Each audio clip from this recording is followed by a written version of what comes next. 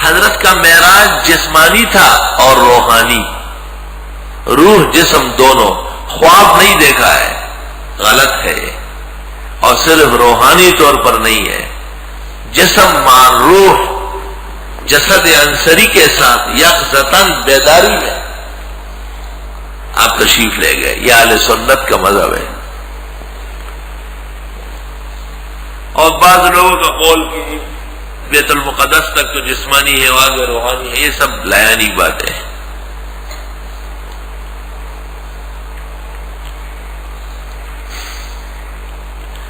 کہتے ہیں یہ سارا نظام اتنی سرعت کے ساتھ ہوا ہے کہ حضرت جب تشریف لے جا رہے تھے اور دروازے کی کنڈی ہلنے لگی تھی، وہ ہل رہی تھی، آپ واپس آ گئے۔ جس بستر سے آپ اٹھے تھے وہ اسی طرح گرم تھی۔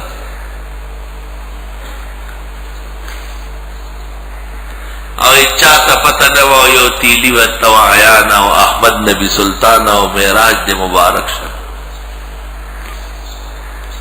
صرف ایک تیلی تھا، تیلی جو سرسوں کا تیل نکالتا تھا، وہ بیٹھ گیا تھا، اور اس نے کہا کہ آج کوئی عجیب سی رات ہے، صبح نہیں ہوتی، اور اس نے کہا 18 مہینے کا تیل جو ہے نا ایک رات میں نکل گیا،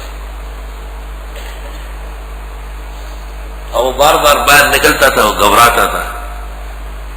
کہیں کہیں دنیا کے اندر لوگوں پر واضح ہوا ہے، اس کو کہتے ہیں طی الزمان، بہت بڑے زمانے کو لپیٹ کے اتنا کر دیتے ہیں، طی الزمان۔ ایک طی المکان ہوتا ہے، جیسے یہاں سے آدمی قدم لے اور پشاور میں اتر جائے، اللہ درمیان کے فاصلے ختم کر دے۔ اور ایک طی الزمان ہوتا ہے، وقت مختصر ہو جاتا ہے۔ ابھی چند دن پہلے میں نے ایک عجوبہ دیکھا ہے، شاید یہ ساتھ تھا، یہاں سے ہم ایک جگہ گئے، یہاں محمد خان گوٹ کہلاتا ہے، وہاں ایک مولوی صاحب کے مدرسے کا افتتاح تھا، 1 گھنٹے میں ہم پہنچ گئے۔ عصر سے پہلے 2-4 باتیں کی اور دعا کی، وہاں اذان ہو رہی تھی، وہاں کے امام صاحب یہاں کا فاضل ہے، اس نے کہا کہ آپ نماز یہاں پڑھ لیں، میں نے کہا ہم نماز اپنی جگہ پڑھ لیں گے۔ تو اس نے کہا کیسے پہنچیں گے؟ کہاں محمد خان گوٹ کا کچھ، میں نے کہا پہنچ جائیں گے۔ ہم گاڑی میں بیٹھ گئے، اذانیں ہو رہی تھی، جب ہم آئے 7 منٹ میں یہاں پہنچ گئے۔ ابھی اسی دورانیہ کی بات ہے، رمضان شریف سے 1-8 دن پہلے۔ میں نے بہت عجیب بات دیکھی ہے کہ راستہ بالکل سمٹ گیا تھا، گو منزل حیات بہت دور تھی مگر دیکھا جو میرا عزم تو راستہ سمٹ گیا۔ اور کہتے ہیں کہ شاہ انور شاہ صاحب نے فیض الباری جلد رابعی میں لکھا ہے کہ ایک جوہری تھا زرگر، وہ بڑا مذاق اڑاتا تھا کہ یہ مسلمان کیا پراپیگنڈے کرتے ہیں کہ ان کا نبی راتوں رات بیت المقدس گیا اور پھر وہاں سے آسمان پہ، یہ کیسی بات ہے؟ ایک رات میں سارا کام ہو سکتا ہے؟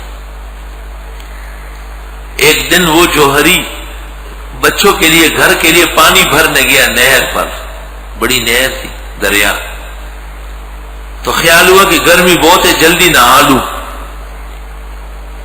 جب پانی کے اندر نہایا اور باہر آیا تو فَنَبَتَتْ لَهُ الصَّدْيَا وَخَرَجَتْ لَهَا فَرْجٌ وَغَابَ عَنْهُ مَذَاكِرُ وَتَحَيَّرَتْ بَعْدَ مَا تَحَيَّرَ۔ جب باہر آیا نہیں آئی تو ایک آدمی کھڑا تھا، اس نے کہا جلدی کرو، گھر لے گئے اس کو، اور 7 بچے اس سے ہو گئے۔ اور بڑا حیران ہے کہ میرے ساتھ بہو کیا رہا؟ اس نے کہا میری بیوی ہو۔ دبا دب بچے نکالے اس نے، کوئی سال ناغہ نہیں ہوا۔ خدا قدرت دکھا رہا ہے نا۔ تو ایک دن دوبارہ اس نے اسی طرح وہاں آ کر پانی وانی میں نہایا، اور جب باہر آیا تو ظہر لہ مذاکر، وغابت عنہ فرج و صدیا، گزشتہ نظام سارا غائب ہو گیا، پہلے والا پھر آ گیا. باہر آیا، مٹکا پڑا ہوا تھا پرانا، اس نے بھر کے گھر آیا، بیوی بچے سب بیٹھے. تو اس نے پوچھا دیر تو نہیں ہوئے گا؟ نہیں ابھی گئے ہو. انہوں نے کہا وہ میرے ساتھ کیا ہوا؟ یہ کہتے ابھی گئے ہو. تو ایمان لایا اور توبہ استغفار کی، کہا کہ یہ پیغمبر کے معراج کو میں نہیں مانتا تھا، خدا تعالیٰ نے مجھ پر وہ نظام جاری کر لیا. بالکل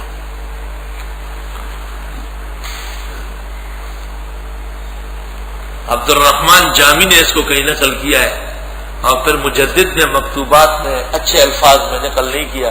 تو شاہ صاحب اس جگہ مجدد پر خفا ہو گئے، اور حضرت نے فرمایا آپ تو اولیاء میں سے، آپ کو کیوں ہنسی آ رہی ہے؟ یہ تو وہ لوگ ہنسے جو اس میدان کو نہیں جانتے. اور پھر شاہ صاحب نے یہاں وہ تاریخی جملہ لکھا ہے کہ بعض لوگ کرامات سن کر چیب و جبی ہو جاتے ہیں، خدا نے ان کا رزق تکذیب میں رکھا ہے، ہمیشہ محروم ہوں، بد نصیب رہ گئے ہو. عبد الرحمن جامی کی منقبت کی شاہ صاحب نے مجدد پر ناراض ہو گئے. وہ کہا طی الزمان و طی المکان تو آپ جانتے ہیں صوفیاء کی اصطلاحات ہے، آپ کو کیوں غصہ آیا یا ہنسی آئی؟ یہ تو معروف کیفیت ہے. پاکی ہے اس ذات کے لیے، اس اللہ کے لیے جو راتوں رات لے گئے اپنے بندے کو رات کے ایک حصے میں مسجد حرام سے مسجد اقصیٰ تک. وہ مسجد اقصیٰ بارکنا حولہ کہ ہم نے برکت دی اس کے ارد گرد، لنریہ من آیاتنا تاکہ دکھا دے اس کو اپنی معجزات. قدرت کی نشانی ہے. انہ هو السمیع العلیم، بے شک وہ اللہ خوب سننے والے دیکھنے والے. اور روح البیان میں اسماعیل حقی نے کہیں سے نقل کیا انہو کی ضمیر حضرت کو راجی کی کہ ہاں حضرت اس رات خوب سننے دیکھنے والے تھے.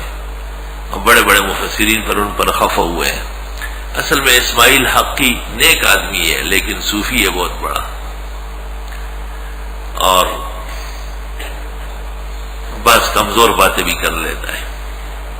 ایسا نہیں جیسے سرفراز خان صاحب نے رگڑا دیا اس کو ایک آدھ مسئلے میں. موجودہ بریلویوں کی طرح نہیں ہے وہ. ان تمام مسائل میں ان پر اس کا فتوی کفر موجود ہے، میں دکھا سکتا ہوں اسی تفسیر سے. رسائل نجمیہ گلستان بوستان مثنوی مکمل روح البیان میں آ گئی ہے.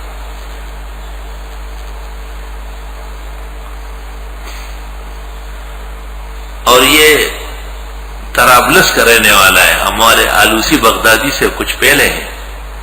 یہ 1170 کے آس پاس ہے. وہ 1200 ہو گئے ہیں. بادشاہ نے ان کو کہا تھا کہ یہ قوالی نہ کیا کرو، بادشاہ موحد.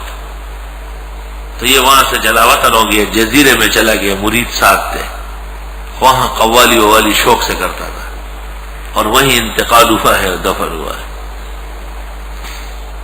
تفسیر علمی چیز ہے لیکن روح المعانی کی طرح نقد نہیں ہے اس میں.